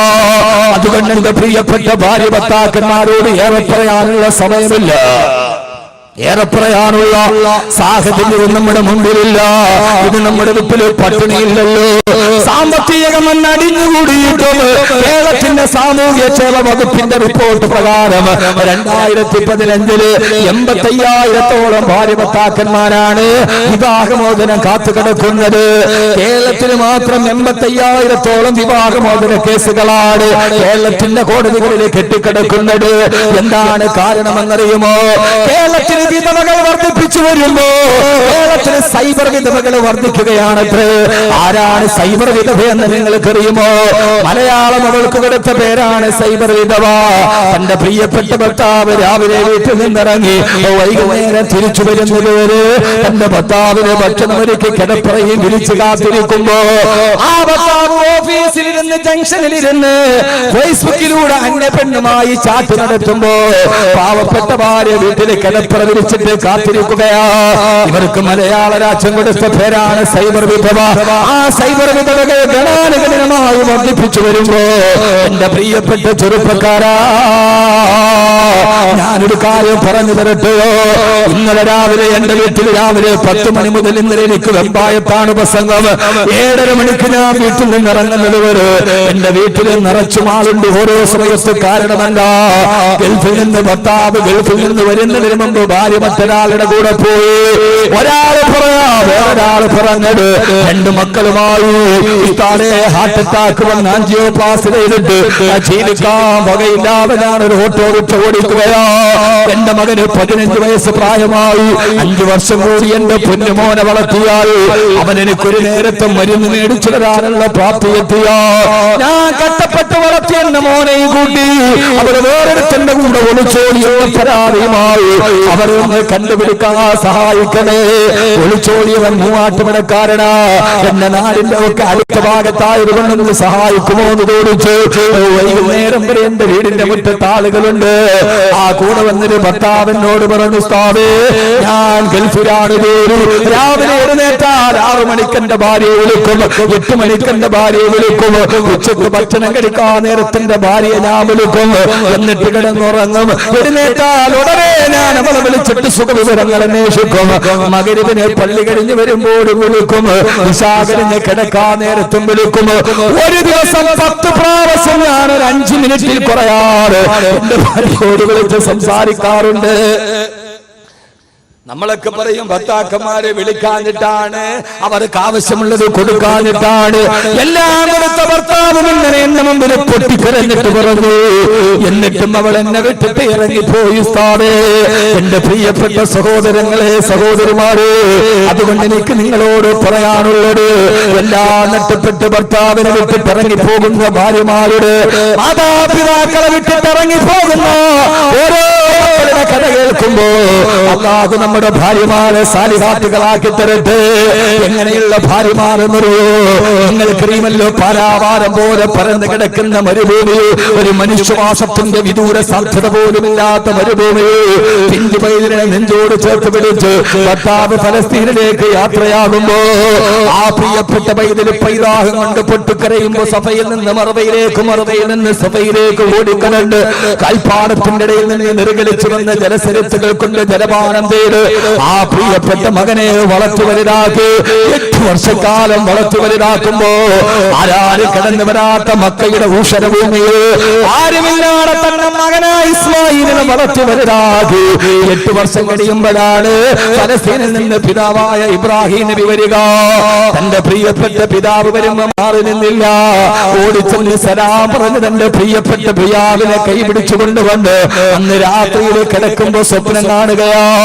രാവിലെ എഴുന്നേറ്റിട്ട് 8 വർഷം കഴിഞ്ഞ് വീട്ടിൽ വന്ന ഭർത്താവ് ഭാര്യയോട് പറയുന്നതെന്താ? മോളെ ഹാജറ, നിന്റെ മകനായ ഇസ്മായിലിനെ ബലി കൊടുക്കാൻ അല്ലാഹു പറഞ്ഞിരിക്കുന്നു. ഹാജറ, കേട്ടുപടകിയ ചരിത്രത്തിന്റെ പിന്നാമ്പുറത്തേക്ക് നിങ്ങളെ ഞാൻ മാടി വിളിക്കുകയാ. സഹോദരങ്ങള്, ആ സമയത്ത് നിലവിളിച്ചില്ല, വളർത്തിയതിന്റെ കണക്ക് പറഞ്ഞില്ല. നിങ്ങൾ എവിടെയെങ്കിലും പോയി കിടന്നപ്പോ ഞാനാണ് വളർത്തിയതെന്ന് പരാതിയും കണക്കും പറഞ്ഞില്ല.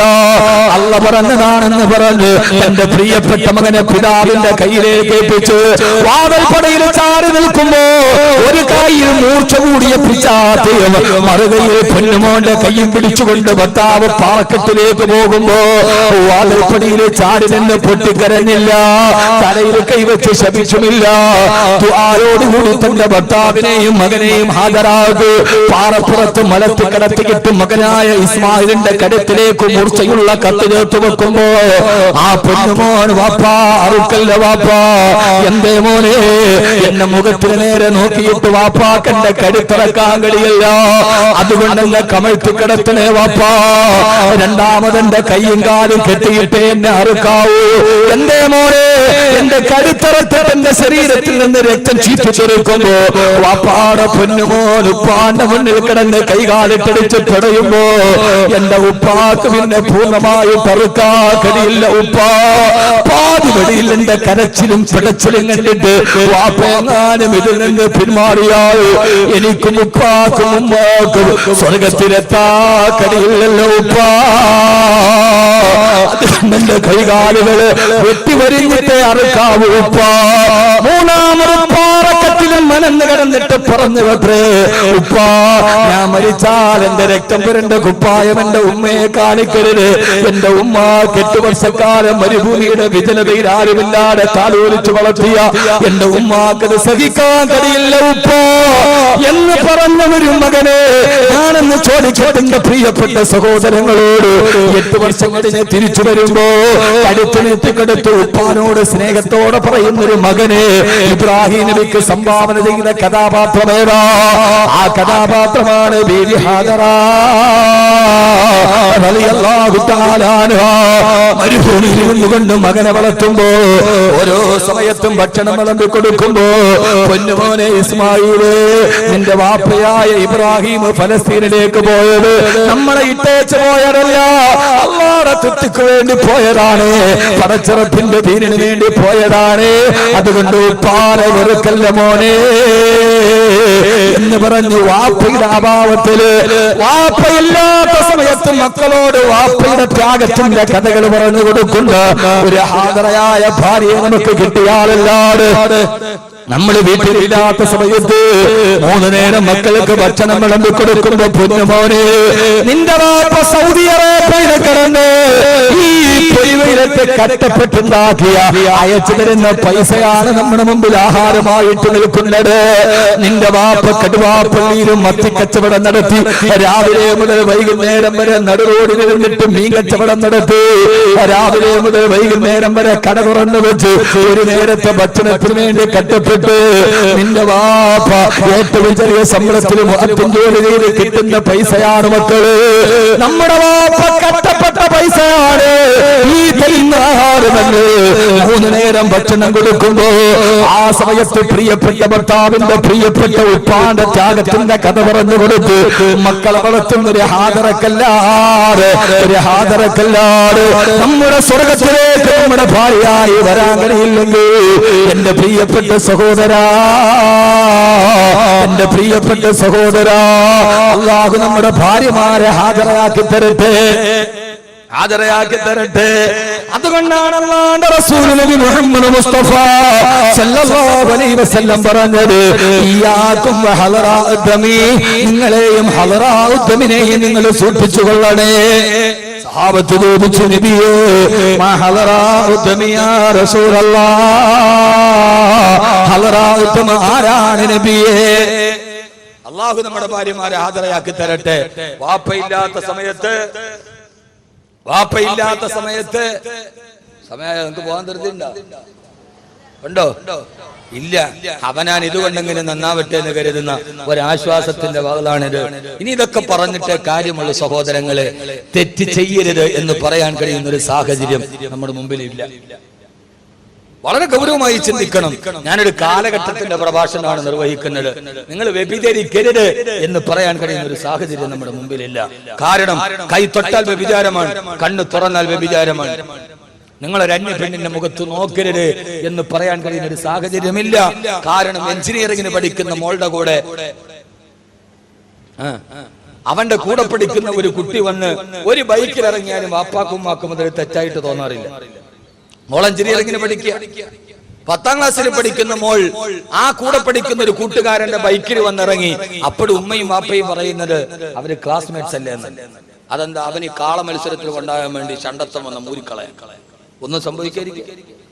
എത്ര ലാഘവത്വത്തോടെ, ഞാൻ ചില സമയത്ത് ചില ഭാഷ പറഞ്ഞാൽ നമുക്ക് ഇഷ്ടപ്പെടണമെന്നില്ല, എത്ര ലാഘവത്വത്തോടെ നമ്മൾ കാണുക. എന്നിട്ട് എന്തേലും ആയാൽ പിന്നെ കൊണ്ട് പള്ളിക്കുട്ടി പൈസ ഇട്ടിട്ട് കാര്യമില്ല. നമ്മൾ നോക്കേണ്ട കാര്യം ഉണ്ടാകണ്ടേ, ആദ്യം നമ്മുടെ ഭാര്യ ഹാജറയാവണം. അള്ളാഹു അങ്ങനെ ആക്കി തരട്ടെ. വാപ്പ ഇല്ലാത്ത സമയത്ത് മക്കളെ ഒരു പെൻസിൽ കടിച്ചു കളയുമ്പോൾ പോലും മക്കളെ ഇത് വാപ്പയുടെ വിയർപ്പിന്റേതാണ് എന്ന് വാപ്പ ഇല്ലാത്ത സമയത്ത് വാപ്പയുടെ ത്യാഗത്തെക്കുറിച്ചും മക്കളോട് പറഞ്ഞു കൊടുത്തു വളർത്തിക്കൊണ്ടുവരുന്ന ഒരു ഭാര്യയ്ക്ക് ഒരു നല്ല കുടുംബത്തെ സംവിധാനിക്കാൻ കഴിയും. അല്ലാതെ അയാൾ പോട്ടെ നമുക്ക് ആസ്വദിക്കാമെന്ന്. ഇന്ന് മിക്കവാറും പ്രവാസികളുടെ കുടുംബത്തിനെ പറ്റി അബദ്ധം ഇതാണ്. പ്രവാസ ലോകത്ത് കഷ്ടപ്പെടുന്നവണ്ട്.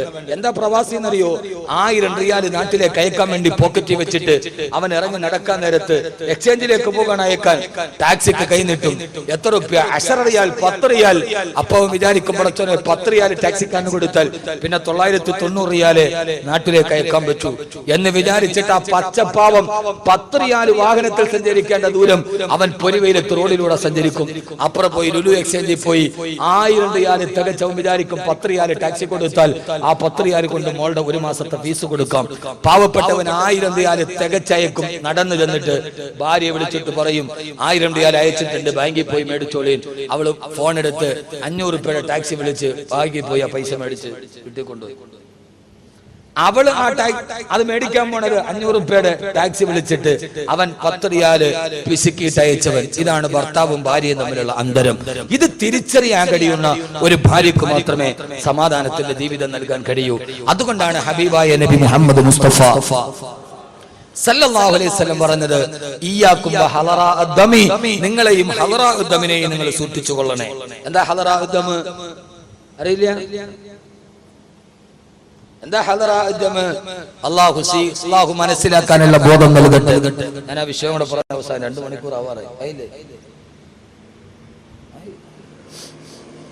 അള്ളാഹു സ്വീകരിക്കട്ടെ. ഈ കേൾക്കുന്നത് പ്രയോജനമുണ്ടാകണം. വളരെ പ്രധാനപ്പെട്ട ചില കാര്യങ്ങൾ പറയാറുണ്ട്. ഏതാണ് ഹലറാ ഉദ്ദം? കല്യാണം കഴിക്കാത്ത ആളുകളൊക്കെ ഉണ്ടെന്ന് കൈപൊക്കി. കല്യാണം കഴിക്കാത്തവർ, ഇതെന്ത് ശൈശവ വിവാഹം നടക്കുന്ന സ്ഥലമാണ്. ഒന്നിനും മീശയില്ല, ഒട്ട് കയ്യും പൊക്കണില്ല. ഒന്ന് പൊക്ക് മനുഷ്യന്മാരെ.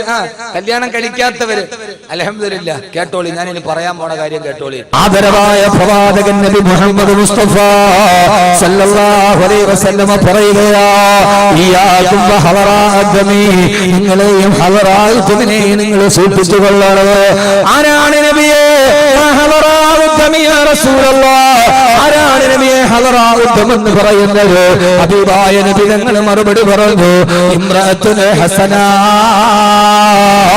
ഫീ മംബതതി സൂ, മോശമായ അവസ്ഥയിൽ ജീവിച്ചു വന്നവർ, സൗന്ദര്യം മാത്രമുള്ള പെണ്ണ. അവർ ജീവിച്ചത് ഏറ്റവും മോശമായ അവസ്ഥയിലാണ്. അവർ ഇതേവരെ സുബഹി നമസ്കരിക്കാത്ത, ദീനിന്റെ ഒരു ശിആറുകളില്ലാത്ത ഒരു വീട്ടിലാണ് അവർ ജീവിച്ചു വന്നത്. അങ്ങനെയുള്ള സാഹചര്യത്തിൽ ജനിച്ച സൗന്ദര്യം മാത്രമുള്ള പെണ്ണിനെ നീ വിവാഹം ചെയ്യരുത്. അവിടെ നിന്റെ വീട്ടിലേക്ക് കടന്നു വന്നാൽ അതോടെ നിന്റെ കുടുംബം തകർന്ന് തരിപ്പണമാകും.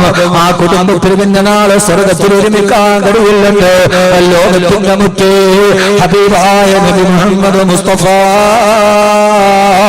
സല്ലല്ലാഹു അലൈഹി വസല്ലമ. ഞാൻ എന്റെ പ്രസംഗത്തിന്റെ സമാപന പ്രഭാഷണത്തിലോട്ട് കിടക്കുകയാണ്. എന്ത് പറയണം, എവിടെ പറയണമെന്ന് എനിക്കറിയില്ല. നമ്മുടെ മക്കളെയാണ് നാം വളർത്തിക്കൊണ്ടുവരേണ്ടത്. അതുകൊണ്ടാണ് മഹാനായ ഉമർ റളിയല്ലാഹു തആല പാതിരാത്രിയുടെ നിശബ്ദതയിൽ കടന്നു പോകുമ്പോ ഉള്ളിൽ നിന്ന് വർത്തമാനം കേൾക്കുന്നത്, മോളെ പാലിൽ വെള്ളം ചേർക്കുമോളെ? ഇല്ല ഉമ്മ. ഉമർ കാണുമമ്മ? ഇല്ല മോളെ, ഉമർ കാണില്ല മോളെ. ഇതാ കാന ഉമറുനായിമൻ ഫറബ്ബു മറിയക്കല്ലാ.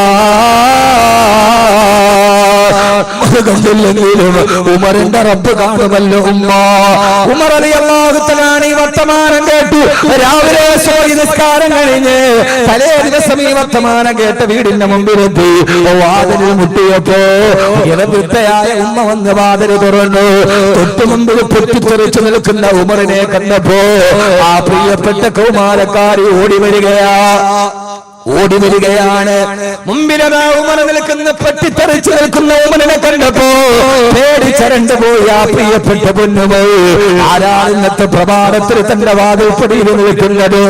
കിസ്റാ ഭരിക്കും കൈസരും നീട്ടുന്നതാ, മിസ്ർ മുഖോക്ക് ഖുദ്സ് കേട്ടുടന് വിറയ്ക്കുന്നതാ. ഇസ്രാ കൈസർ ചക്രവർത്തിമാര് പേര് കെട്ടാല് പറക്കുന്ന ഉമർ റളിയല്ലാഹു അൻഹുവിനെ കണ്ടപ്പോ ഉമർ റളിയല്ലാഹു തആല ആ പെണ്ണിനോട് പറഞ്ഞു, പത്രമോള് വരുന്നു നീ ഉമറിന്റെ കൂടെ. എവിടെ അമീറുൽ മുഅ്മിനീൻ എന്ന മകനായ നാഫിന്റെ ഭാര്യയാവാ. തലേ ദിവസം രാത്രി സമയത്ത് പാലിന് വെള്ളം ചേർക്കാൻ ഉമ്മ നിർബന്ധിച്ചപ്പോ ആ ഉമ്മയോട് റബ്ബിനെ കുറിച്ച് പേടിപ്പിച്ചു കൊടുത്ത പൊന്നുമോള് തന്റെ മകനായ നാഫി റളിയല്ലാഹു അൻഹുവിനെ ഭാര്യയായി നിശ്ചയിച്ചു കൊടുത്തു. സയ്യിദുനാ ഉമർ ഇബ്നുൽ ഖത്താബ് റളിയല്ലാഹു തആല അൻഹു. കാരണം എന്താ? വളർന്നു വരുന്ന ചെറുപ്പക്കാരുടെ മക്കളുടെ മീശയുടെ വലിപ്പം കണ്ടിട്ട് പെണ്ണിന്റെ കയ്യിൽ കിടക്കുന്ന 200 പവന്റെ സ്വർണ്ണത്തിന് വില നിശ്ചയിക്കുന്ന പിതാക്കന്മാരെ, സ്വർണ്ണത്തിന് മാനദണ്ഡം നിശ്ചയിക്കുന്ന പണ്ട് കാലത്തുള്ള സ്വർണ്ണക്കടയിലെ ത്രാസ് കണ്ടിട്ടുണ്ടോ? നഖത്തിന്റെ വലിപ്പമുള്ള കട്ടികളാണ് ഇതിൽ തൂക്കാനുള്ളത്. ഇന്ന് നമ്മുടെ ജുവല്ലറികളിൽ ഇരിക്കുന്ന ത്രാസ് മലഞ്ചരക്ക് കടയിൽ ഒട്ടുപാല് തൂക്കാൻ വെച്ചിരിക്കുന്ന ത്രാസാണ്. കാരണം 20 കിലോ 30 കിലോ സ്വർണ്ണമാണ്. ജുവല്ലറികളിലും റബ്ബർ ഷീറ്റ് തൂക്കുന്ന ത്രാസുകളെ വെച്ച് 20 കിലോയും 30 കിലോയും ചന്തയിൽ മാത്സര്യ ബുദ്ധിയോടെ കോടികളറിഞ്ഞ് പകട കളിക്കുന്ന സമുദായമേ, നിന്റെ മരുമകളെ തിരഞ്ഞെടുത്തപ്പോ ഉമർ റളിയല്ലാഹു അൻഹുവിനെ അറിയാം. രാത്രിയിൽ റബ്ബിനെ പേടിച്ചിട്ട് പാലിൽ വെള്ളം ചേർക്കാത്ത പെണ്ണ് തന്റെ മകനായ നാഫി വർഷങ്ങളോളം കിടപ്പറയിലേക്ക് വരാതിരുന്നാലും അവൾ തന്റെ മകന്റെ സ്ഥാനത്ത് വേറൊരാൾക്ക് കിടപ്പറയിൽ സ്ഥലം കൊടുക്കില്ല എന്ന് ഉമർ റളിയല്ലാഹു അൻഹുവിനെ നന്നായിട്ടറിയാം. എന്റെ പ്രിയപ്പെട്ട സഹോദരങ്ങളെ, ഈ ഒരു കാലാവസ്ഥയിലേക്ക് നമ്മൾ നടന്നു വന്നാലല്ലാതെ, ഈ ഒരു കുടുംബത്തിന്റെ ബന്ധത്തിലേക്ക് നമ്മൾ കടന്നു വന്നാലല്ലാതെ ഇത് മണ്ണോടെ അവസാനിക്കാനുള്ളതല്ലോ, നാളെ പടച്ചിറപ്പിന്റെ മുമ്പിലേക്ക് വരാനുള്ളതല്ലേ. അല്ലാഹു നമ്മളെ സ്വീകരിക്കുമാറാകട്ടെ. അങ്ങനെയുള്ള പെൺമക്കളെ, അതുകൊണ്ടാണ് പാതിരാ സമയത്ത് വീടുകളിൽ നിന്ന് രഹസ്യകാമകന്മാരെ പിടിക്കപ്പെടുക. പ്രണയമെന്ന 3 അക്ഷരത്തെ കാമമെന്ന 2 അക്ഷരവുമായി കൂട്ടിച്ചേർത്ത് പ്രണയമാണ് വലുതെന്ന് കരുതിയ ചെറുപ്പക്കാരാ, പൊന്നുമോനെ, പ്രണയം പണ്ടുമുണ്ടായിരുന്നടാ. പ്രണയം ഇരുവേറ്റപ്പടയിലും മുങ്ങിച്ചത്ത മൊയ്തീനുണ്ടാക്കിയ പ്രണയമല്ല. ഇത് ചങ്ങമ്പുഴയുടെ രമണനുണ്ടായപ്പോഴല്ല പ്രണയമുണ്ടായത്. പ്രണയം പണ്ട് കാലത്തും ഉണ്ടായിരുന്നു. ലൈലയും മജ്നൂനും പ്രണയമായിരുന്നു, ശുദ്ധമായ പ്രണയം. ആ പ്രണയമാണ് തല്ലാഹി യാ റബിയാ തിൽകാഹി കുല്ലലനാ ലൈലായ മിൻ കുന്നഹം ലൈലാ മിനൽ ബശരീ. പച്ചപ്പുൽമേടുകളിൽ പച്ചപ്പുല്ലിരുന്ന പച്ചപ്പാൻമേ മാൻപേടകളോട് മാൻപേടകളുടെ നയനധ്വനത്തിന്റെ സൗകുമാര്യം കണ്ടപ്പോ എന്റെ ലൈലയുടെ കണ്ണ് നിങ്ങളെ പോലെയാണെന്ന് പാടിപ്പോയ മജ്നൂന്റെ പാട്ട്. എന്നാൽ അശ്ലീലത്തിന്റെ പ്രണയം ഉണ്ടായിട്ടുണ്ട്. ഇമ്മുൽ ഖൈസ് അശ്ലീലത്തിന്റെ പ്രണയത്തിന്റെ ആളാണ്. നിങ്ങൾ പഠിച്ചോ? മൊയ്തീനല്ല പ്രണയം ഉണ്ടാക്കി തന്നത്. ലൈലയും മജ്നൂനും നല്ല പ്രണയമാണ്. ഇമ്രുൽ ഖൈസിന്റെ പ്രണയം ഇല്ല. അങ്ങനെ ഒന്ന് സബുൽ മുഅല്ലക്കയുടെ ആദ്യ ഭാഗം അല്ലേ? ആദ്യത്തിലല്ലേ സബുൽ മുഅല്ലക്ക. 7 ഖണ്ഡകാവ്യങ്ങളുടെ ഒന്നാമത്തെ ഖണ്ഡകാവ്യം ഇമ്രുൽ ഖൈസ് എന്ന ഊച്ചാളി കാമുകന്റെ പാട്ടുകളാണ്. മിഥിലൂകി ഹുബിലാക തറക്തു വമുർദി ഫൽഹൈതുഹാനലി തമായിബി മുഗയലി. ഇമ്രുൽ ഖൈസിന്റെ പാട്ടാണ്. അർത്ഥം ചോദിക്കരുത്. പിന്നെ രഹസ്യമായിട്ട് ഷഫീഖ് ഉസ്താദിനോട് വെച്ചാൽ പറഞ്ഞത് فمثلك هبلاك تركت ومرضه فالهيتها نذي تمائم مغيري. ആ പെണ്ണ് ഈ മുത്തലിങ്ങളാണ് വാദം പറയാൻ വലിയ ഇഷ്ടം. കാരണം പണ്ടത്തെ കാലം ഓർമ്മ വരും. ഇതൊക്കെ വലിയ വാദനൊന്നും ഓതാൻ പറ്റൂല. അല്ലാഹു നമ്മുടെ ഉസ്താദന്മാർക്ക് അല്ലാഹു ഖൈർ നൽകട്ടെ.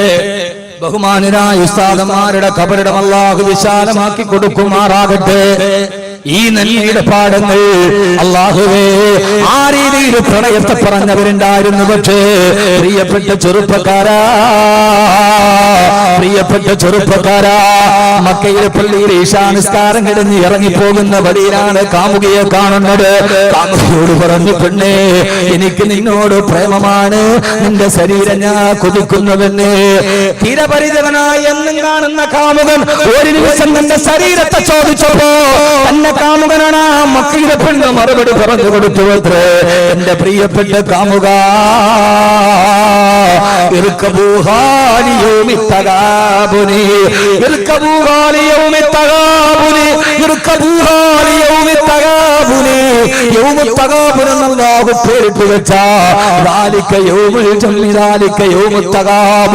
എല്ലാവരെയും പരലോകത്ത് ഒരുമിച്ച് കൂട്ടുന്ന മഹിഷറയിൽ ഈ പ്രണയം നമുക്ക് രണ്ടുപേർക്ക് പ്രയോജനം ചെയ്യുമെന്ന് ആ പ്രണയത്തിന് ഞാൻ തയ്യാറാണ്. ചെറുപ്പക്കാരാ, മഹിഷറയില് കുറ്റം കിട്ടുന്നതാണെങ്കിൽ ഞാനില്ലെന്ന് പറഞ്ഞ കാമുകയുണ്ടായിരുന്നു ചരിത്രത്തിൽ. എല്ലാ പ്രേമമെന്ന് ധരിച്ച, എല്ലാ കാമമെന്ന് ധരിച്ച ജനിച്ച മങ്ങളോട് പോലും കണ്ടു പറയാറുണ്ട്, പെണ്ണ് പ്രായബുദ്ധിയായാൽ അച്ഛനുറക്കമില്ല എന്ന്. കാലം മാറി, അച്ഛനുണ്ടെങ്കിൽ പെണ്ണിനുറക്കമില്ല. അപ്പുറത്തെ റൂമിൽ കിടക്കുന്ന പ്രായബുദ്ധിയായ പെണ്ണ് വാതിൽ കുറ്റിയിടാതെ കിടക്കാൻ പേടിയാണ്. അത് കള്ള് കച്ചവടക്കാരനെ പേടിച്ചിട്ടല്ല, അപ്പുറത്ത് കിടക്കുന്ന ജന്മം നൽകിയ പിതാവിനെ പേടിച്ചിട്ട്. ഒരു പൊന്നുമോൾക്ക് ജീവിക്കാൻ കഴിയാത്ത അവസ്ഥയിൽ വരുമ്പോ മലയാളത്തിന്റെ ഒരു ആധുനിക കവിയുണ്ട് സത്താറാദൂർ. അദ്ദേഹത്തിന്റെ 2 വരി കവിത ഞാൻ പറഞ്ഞു തരാം. അദ്ദേഹം പറയുകയാണ്, പാതിരാത്രിയിൽ തന്നെ മാനം കവരാൻ മലന്ന് നെഞ്ചിലേക്ക് വീഴുന്നവനെ കണ്ടപ്പോ പൊന്നുമോൾ രക്ഷയ്ക്ക് വേണ്ടി അച്ഛാ എന്ന് നിലവിളിക്കാൻ വായ തുറന്നപ്പോഴാണ് വെളിച്ചട്ടവില് കണ്ടത് തന്നെ മാനം കവരാൻ വരുന്നത് തന്റെ അച്ഛനാണെന്ന്. ഇനി അവൾ ആരെയാണ് വിളിക്കുക, ആരോടാണ് അഭയം തേടുക? എല്ലാ പിശാചുക്കൾ പാർക്കുന്ന വേതാള നഗരം പോലെ ഈ ഭൂമി അത് പതിച്ചു പോകുമ്പോ കാമുകൻ തന്റെ ശരീരത്തെ ചോദിച്ചപ്പോ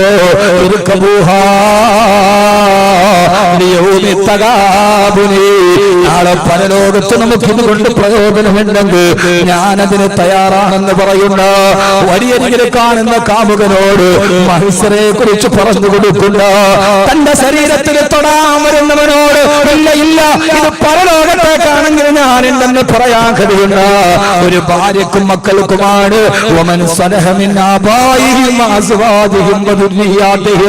അല്ലാഹു നമ്മുടെ മക്കളെ അങ്ങനെ ആക്കി തരുമാറാകട്ടെ. ആമീൻ പറ. ഞാൻ സമയമില്ലാത്തോണ്ട് പെട്ടെന്ന് പറഞ്ഞു പോണത്.